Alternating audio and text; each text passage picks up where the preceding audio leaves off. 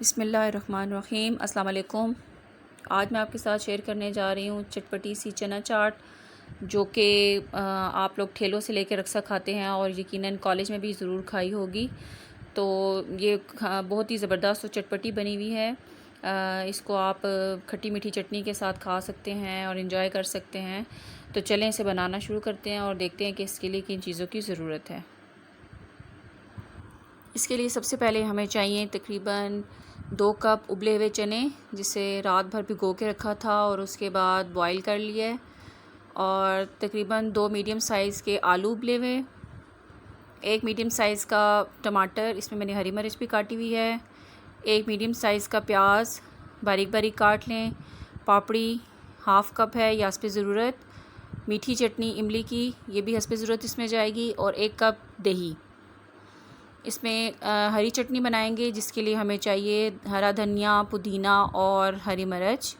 और इसके अलावा इसमें जाएगा नमक, लाल मिर्च और चाट मसाला। ये सब हस्बे ज़रूरत इसमें जाएंगे, जितना आप पसंद करते हैं अपने हिसाब से डालेंगे। और सबसे पहले हम बना लेंगे इसकी हरी चटनी। तो चलें इसको बनाना शुरू करते हैं। और इसे बनाना तो बहुत ही आसान है। सबसे पहले हमें एक बाउल लेना है और उसमें तमाम इंग्रेडिएंट्स जो हमने काट के बॉईल करके रखे हुए थे वो सब डाल लेंगे इसमें।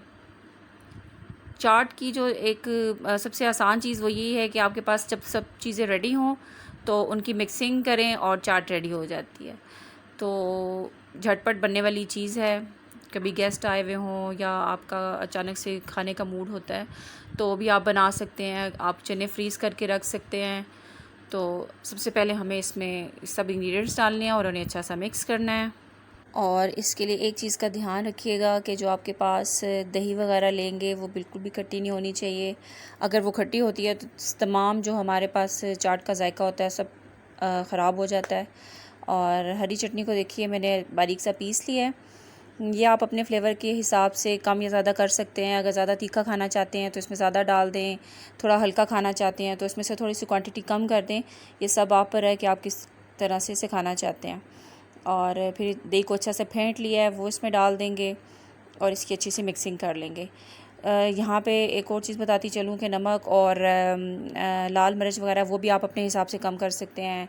दही को अगर बढ़ाना चाहते हैं तो बढ़ा सकते हैं, लेकिन ये परफेक्ट रेसिपी है जो कि हम कॉलेजेस वगैरह में या ठेले से लेकर खाते हैं। चाट एक ऐसी चीज़ होती है जिसे चटपटा ही खाया जाता है। उसमें स्पाइसेस थोड़े से कम हो तो उसका इतना मज़ा नहीं आता। तो ये देखिए इसकी बहुत अच्छी सी मिक्सिंग हो चुकी है और परफेक्ट सी ग्रेवी है। इसमें ना ज़्यादा है ना कम है।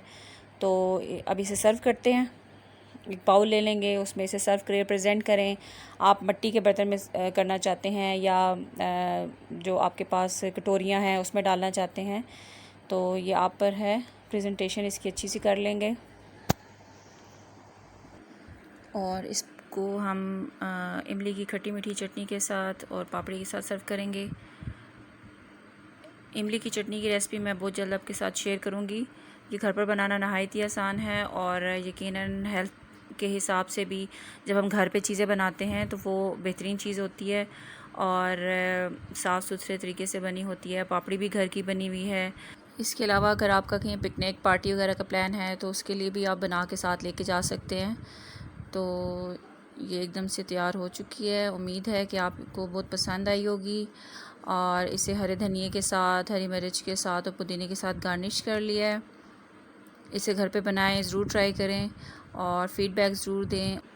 अगर आज की वीडियो आपको पसंद आई है तो इसे लाइक और शेयर ज़रूर कीजिएगा और चैनल को सब्सक्राइब करना मत भूलिएगा। उम्मीद है आपको आज की रेसिपी पसंद आई होगी। मिलते हैं नेक्स्ट रेसिपी के साथ, तब तक के लिए अल्लाह हाफ़िज़।